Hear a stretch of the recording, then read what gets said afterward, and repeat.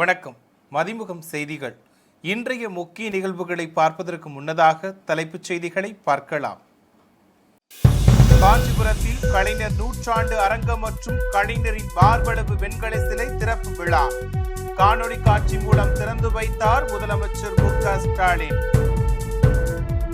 உதவி பேராசிரியர் பணி நியமனங்கள் கால தாமதமின்றி நடப்பதை உறுதி செய்க வைகோ வலியுறுத்தல். மழைநீர் தேங்கினால் உடனடியாக அகற்ற நடவடிக்கை மேயர் பிரியா உறுதி. பாமகவின் செயல் தலைவராக ஸ்ரீ காந்திமதி நியமனம், அக்கட்சியின் தலைவர் ராமதாஸ் அறிவிப்பு. தமிழகத்தில் 12 மாவட்டங்களில் கனமழை பெய்ய வாய்ப்பு, வானிலை ஆய்வு மையம் எச்சரிக்கை. கலைஞரின் மார்பளவு வெண்கல சிலையை முதலமைச்சர் மு.க.ஸ்டாலின் காணொலி காட்சி வாயிலாக திறந்து வைத்தார். காஞ்சிபுரம் மேட்டுத்தெருவில் புதுப்பிக்கப்பட்ட காஞ்சிபுரம் மாநகர திமுக அலுவலக கட்டிடம், கலைஞர் நூற்றாண்டு அரங்கம் மற்றும் கலைஞரின் மார்பளவு வெண்கல சிலை திறப்பு விழா தெற்கு மாவட்ட திமுக செயலாளர் சுந்தர் எம்எல்ஏ தலைமையில் நடைபெற்றது. இதனை முதலமைச்சர் மு.க.ஸ்டாலின் காணொலி காட்சி வாயிலாக திறந்து வைத்தார். இந்நிகழ்ச்சியில் அமைச்சர்கள் எம்.ஆர்.கே. பன்னீர்செல்வம், ஆர். காந்தி, செல்வம் எம்பி, எழிலரசன் எம்எல்ஏ, மாநகராட்சி மேயர் மகாலட்சுமி யுவராஜ் உள்ளிட்டோர் கலந்து கொண்டனர். முன்னதாக சென்னை அண்ணா அறிவாலயத்தில் உடன்பிறப்பே வா என்ற தலைப்பின் கீழ் மடத்துக்குளம், உடுமலைப்பேட்டை திமுக நிர்வாகிகளுடன் தனித்தனியாக முதலமைச்சர் மு.க.ஸ்டாலின் ஆலோசனை நடத்தினார். இந்த சந்திப்பின் போது சட்டப்பேரவை தொகுதி நிலவரம், வெற்றி நிலவரம், கட்சி வளர்ச்சி பணி, ஓரணியில் தமிழ்நாடு இயக்கம் தொடர்பான விவரங்களை முதலமைச்சர் கேட்டறிந்தார். உதவி பேராசிரியர் காலி பணியிடங்களை நிரப்ப வெளியிட்ட அறிவிப்பாணையில் திருத்தம் செய்து கால தாமதமின்றி பணி நியமனங்கள் நடப்பதை உறுதி செய்ய வேண்டும் என மதிமுக பொதுச் செயலாளர் வைகோ வலியுறுத்தியுள்ளார். இது தொடர்பாக மதிமுக பொதுச் செயலாளர் வைகோ வெளியிட்டுள்ள அறிக்கையில், பல ஆண்டுகளாக அரசு கலை மற்றும் அறிவியல் கல்லூரிகள், கல்வியியல் கல்லூரிகளில் பேராசிரியர்கள் நியமனமே இல்லாத நிலையில் தற்போது காலி பணியிடங்களை நிரப்புவதற்கு அரசு முன்வந்திருப்பது வரவேற்கத்தக்கது என குறிப்பிட்டுள்ளார். ஆனால் புதிய அறிவிப்பாணையில் இடம்பெற்றுள்ள விதிமுறைகள் விண்ணப்பிக்க காத்திருக்கும் தகுதி உள்ளவர்கள் கடும் நெருக்கடிகளை சந்திக்க இருப்பதாக வைகோ சுட்டிக்காட்டியுள்ளார்.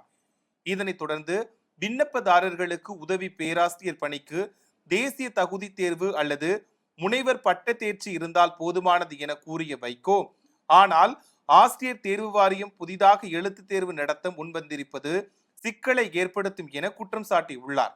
எனவே தமிழ்நாடு அரசு உதவி பேராசிரியர் காலி பணியிடங்களை நிரப்ப தற்போதைய அறிவிப்பாணையில் உரிய திருத்தங்களை மேற்கொண்டு காலம் தாழ்த்தாமல் பணி நியமனங்கள் நடைபெறுவதை உறுதி செய்ய வேண்டும் என வைகோ வலியுறுத்தியுள்ளார். சென்னையில் மழை முடிந்த பின் சாலை அமைக்கும் பணிகள் மீண்டும் ஜனவரி மாதம் தொடங்கப்படும் என மேயர் பிரியா தெரிவித்துள்ளார். இந்து சமய அறநிலையத்துறை அமைச்சர் சேகர்பாபு மற்றும் சென்னை மாநகராட்சி மேயர் பிரியா ஆகியோர் துறைமுகம் சட்டமன்ற தொகுதி, அண்ணா பிள்ளை தெரு உள்ளிட்ட பகுதிகளில் வடகிழக்கு பருவமழையை முன்னிட்டு மேற்கொள்ளப்பட்டுள்ள முன்னெச்சரிக்கை நடவடிக்கைகள் குறித்து ஆய்வு மேற்கொண்டனர். தொடர்ந்து செய்தியாளர்களை சந்தித்த மேயர் பிரியா, பருவமழையை முன்னிட்டு சென்னை மாநகராட்சி சார்பில் பல்வேறு முன்னெச்சரிக்கை நடவடிக்கைகள் மேற்கொள்ளப்பட்டுள்ளது என தெரிவித்தார்.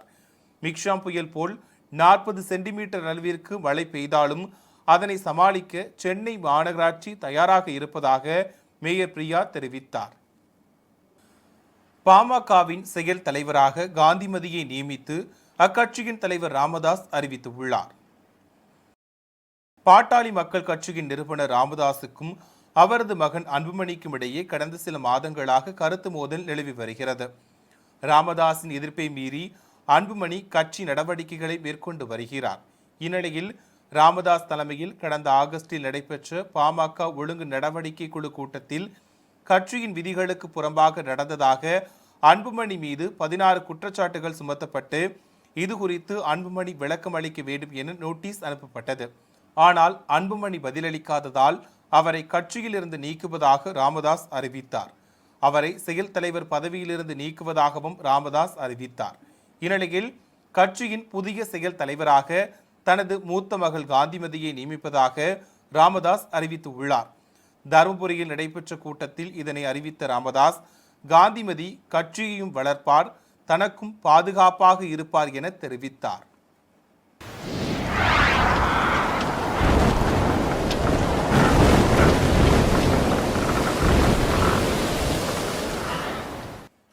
தமிழகத்தில் 12 மாவட்டங்களில் கனமழை பெய்ய வாய்ப்புள்ளது என வானிலை ஆய்வு மையம் தெரிவித்துள்ளது.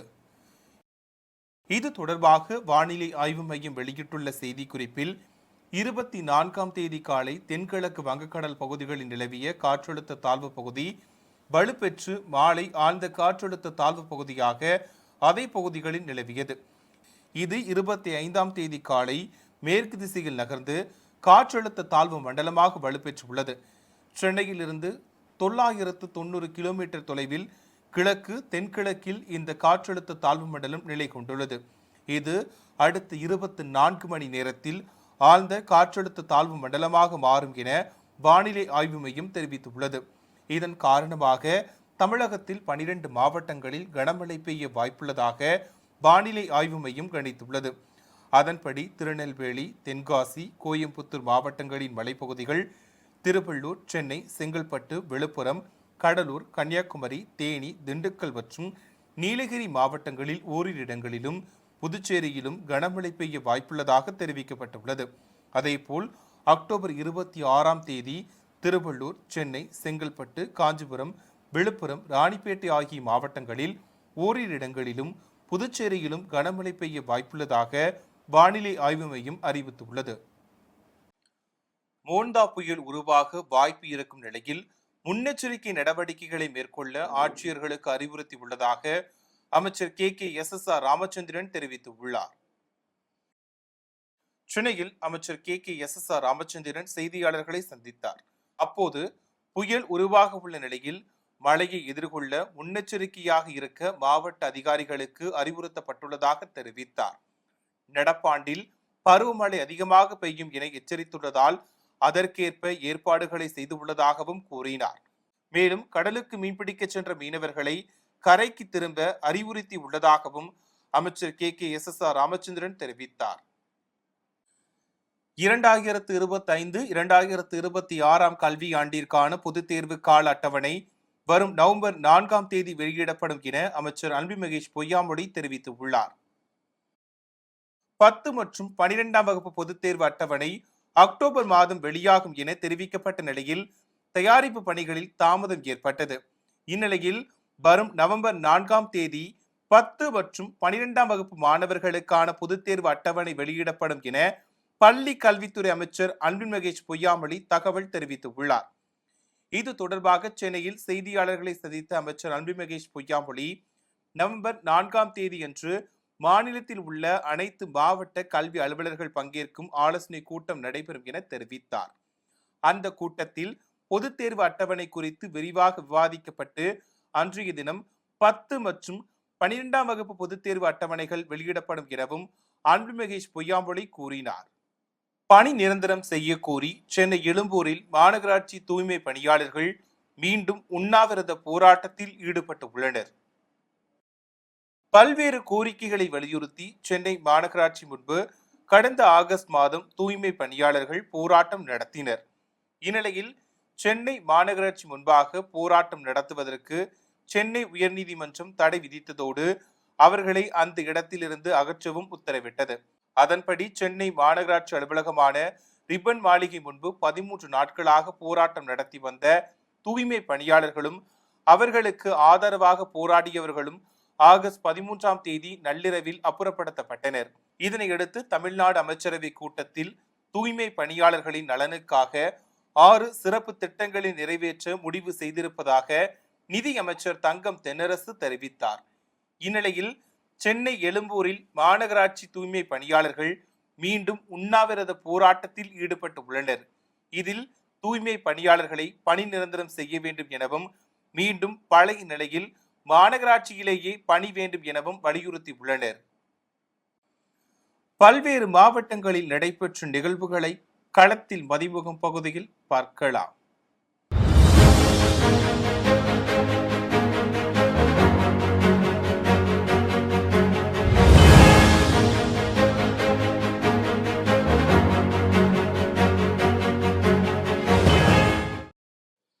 வேலூர் மாநகராட்சியில் இந்திரா நகர், காந்தி நகர் மற்றும் கன்சால்பேட்டை மற்றும் தொரப்பாடி ஆகிய பகுதிகளில் மழைநீர் தேங்கியுள்ள பகுதிகளை மாவட்ட ஆட்சியர் சுப்புலட்சுமி பார்வையிட்டு ஆய்வு மேற்கொண்டார். அப்போது மழைநீரை வெளியேற்ற மாநகராட்சி அலுவலர்களுக்கு மாவட்ட ஆட்சியர் அறிவுறுத்தினார். இந்த ஆய்வின் போது வேலூர் சட்டமன்ற உறுப்பினர் கார்த்திகேயன், மாநகராட்சி மேயர் சுஜாதா, மாநகராட்சி ஆணையாளர் லட்சுமணன், வட்டாட்சியர் வடிவேல் உள்ளிட்ட பலர் உடனிருந்தனர். ராணிப்பேட்டை மாவட்டம் புளியந்தாங்கல் பகுதி அருகே 3 இருசக்கர வாகனங்கள் ஒன்றோடு ஒன்று மோதிக்கொண்ட விபத்தில் காரை பகுதியைச் சேர்ந்த ராகுல் என்ற இளைஞர் சம்பவ இடத்திலேயே உயிரிழந்தார். மேலும் 2 பலத்த காயமடைந்த நிலையில் அங்கிருந்த பொதுமக்கள் அவர்களை மீட்டு வாலாஜா அரசு மருத்துவமனையில் சிகிச்சைக்காக அனுமதித்தனர். மேலும் இந்த சம்பவம் குறித்து சிப்காட் காவல் நிலைய போலீசார் வழக்கு பதிவு செய்து விசாரணை மேற்கொண்டு வருகின்றனர். மயிலாடுதுறை மாவட்டத்தில் கடந்த ஜனவரி மாதம் பருவம் தவறி பெய்த மழையால் நெற்பயிர்கள் பாதிக்கப்பட்டன.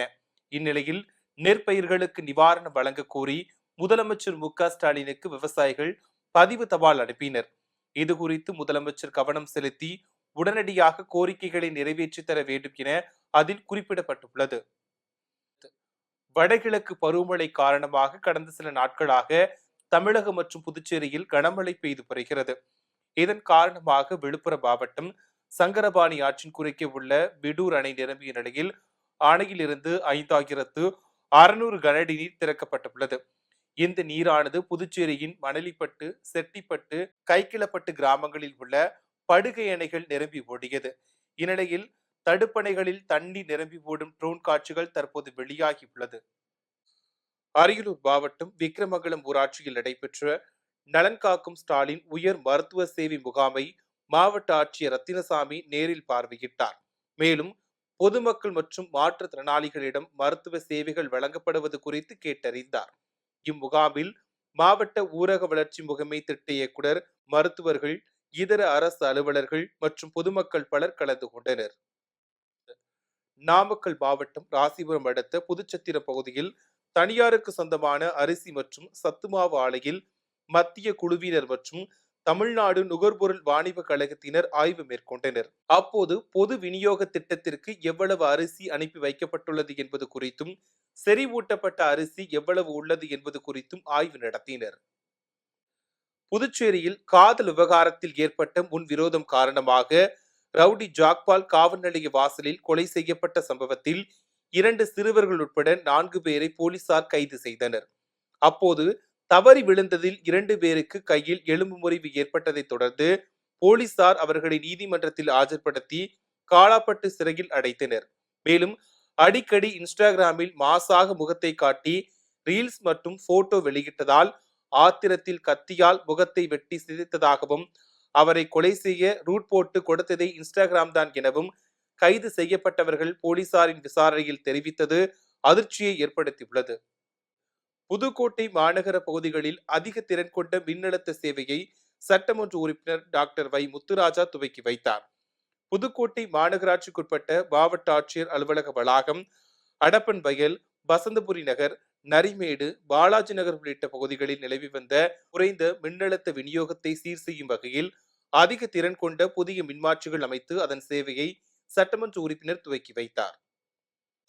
விருதுநகர் மாவட்டம் ராஜபாளையம் அருகே சேத்தூர் பகுதியில் மது போதையில் பொதுமக்களுக்கு இடையூறு விளைவிக்கும் கஞ்சா போதை இளைஞர்களை கைது செய்ய கோரி பொதுமக்கள் சாலை மறியல் போராட்டத்தில் ஈடுபட்டனர். அப்போது புகார் அளித்தும் காவல்துறையினர் உரிய நடவடிக்கை எடுக்கவில்லை என குற்றம் சாட்டினர். புதுக்கோட்டை மாவட்ட கலைஞர் விளையாட்டு பூங்காவில் உலக போலியோ தினத்தை கொண்டாடும் விதமாக புதுக்கோட்டை ரோட்டரி சங்கம் மற்றும் மகாராணி ரோட்டரி சங்கம் சார்பில் 50க்கும் மேற்பட்ட பலூன்கள் பறக்கவிட்டு விழிப்புணர்வு ஏற்படுத்தப்பட்டது. இதில் மாநகராட்சி மேயர் திலகவதி செந்தில் கலந்து கொண்டு போலியோ ஒழிப்பு தினத்தின் விழிப்புணர்வை ஏற்படுத்தும் விதமாக பலூன்களை பறக்கவிட்டார். இன்று உலக போலியோ தினம். அதை ரோட்டரி மாவட்டம் 3000 சிறப்பாக கொண்டாடிக்கிட்டு இருக்காங்க. அதனுடைய வெளிப்பாடாக புதுக்கோட்டை மகாராணி ரோட்டரி சங்கம், புதுக்கோட்டை சிட்டி ரோட்டரி சங்கம் இணைந்து உலக போலியோ தினத்தை கொண்டாடும் விதமாக அல்ல அனுசரிக்கும் விதமாக அந்த பலூன், போலியோ கலர் உள்ள பலூனை பறக்க விடும் நிகழ்ச்சி ஒரு விழிப்புணர்வு நிகழ்ச்சியாக அதுக்கு சிறப்பு விருந்தினராக நமது மாநகர மேயர் திலகவதி செந்தில் அவர்கள் கலந்து கொண்டார்கள். மற்றும் ரோட்டரி நண்பர்கள் அனைவரும் கலந்து கொண்டார்கள். அனைவருக்கும் நன்றியினை தெரிவித்துக் கொள்கிறேன். சென்னையில் 22 கேரட் ஆபரண தங்கத்தின் விலை சவரனுக்கு 800 ரூபாய் உயர்ந்து 92,000 ரூபாய்க்கு விற்பனை செய்யப்படுகிறது. நேற்று காலை அதிகரித்து காணப்பட்ட தங்கம் விலை மாலையில் சற்று குறைந்து விற்பனையானது. இந்நிலையில் இன்று தங்கம் விலை அதிகரித்துள்ளது. அதன்படி சென்னையில் 22 கேரட் ஆபரண தங்கத்தின் விலை கிராமிற்கு 100 ரூபாய் உயர்ந்து 11,500 ரூபாய்க்கு விற்பனை செய்யப்படுகிறது. இதேபோல் சவரனுக்கு 800 ரூபாய் அதிகரித்து 92,000 ரூபாய்க்கு விற்பனையாகிறது.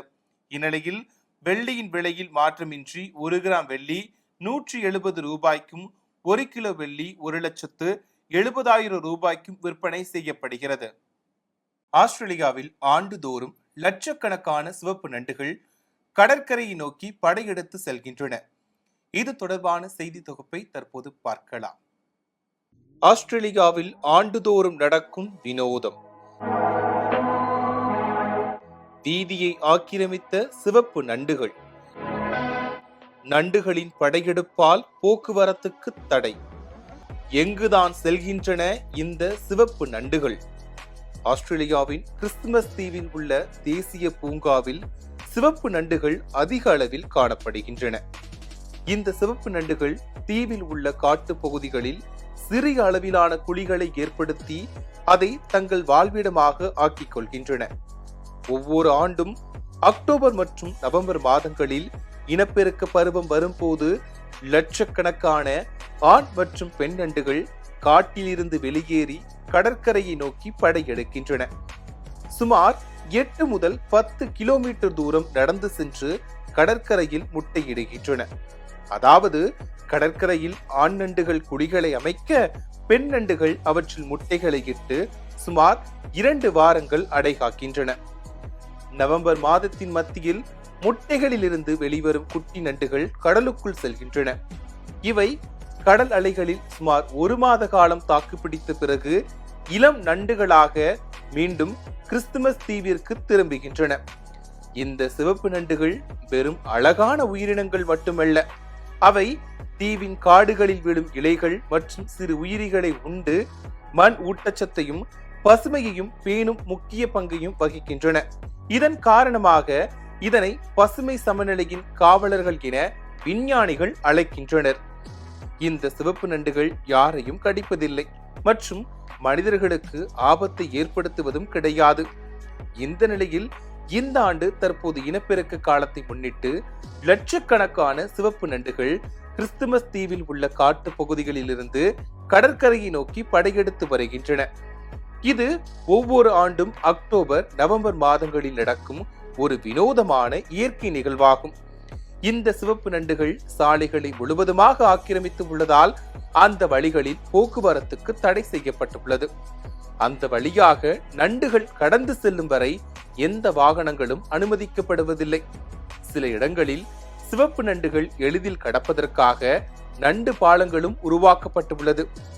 இது குறித்து பேசிய கிறிஸ்துமஸ் தீவு தேசிய பூங்காவின் இயக்குனர் அலெக்சா, ஒவ்வொரு ஆண்டும் நண்டுகளின் இந்த அற்புதமான பயணத்திற்காக பொதுமக்கள் தங்களால் முடிந்த அளவு வீதிகளில் போக்குவரத்தை தவிர்த்துக் கொள்கின்றனர். இது ஒரு அருமையான அனுபவம். சிவப்பு நண்டுகள் ஒருபோதும் எங்களுக்கு தொந்தரவாக இருந்ததில்லை என தெரிவித்துள்ளார். மேலும் இந்த பயணத்தின் போது நண்டுகள் பாதுகாப்பாக செல்வதற்காக தீவின் அதிகாரிகள் பல்வேறு பாதுகாப்பு ஏற்பாடுகளை செய்கின்றனர். சிவப்பு நண்டுகள் படையெடுத்து செல்லும் காட்சிகள் பார்ப்போரை பிரமிக்க வைத்துள்ளது. அது மட்டும் இல்லாமல் இந்த ஆண்டு தற்போது நடைபெற்று வரும் இந்த மாபெரும் இயற்கை நிகழ்வின் புகைப்படங்கள் பூமியின் அதிசயங்களுள் ஒன்று என பலரும் வர்ணித்து வருகின்றனர். மீண்டும் தலைப்புச் செய்திகள்.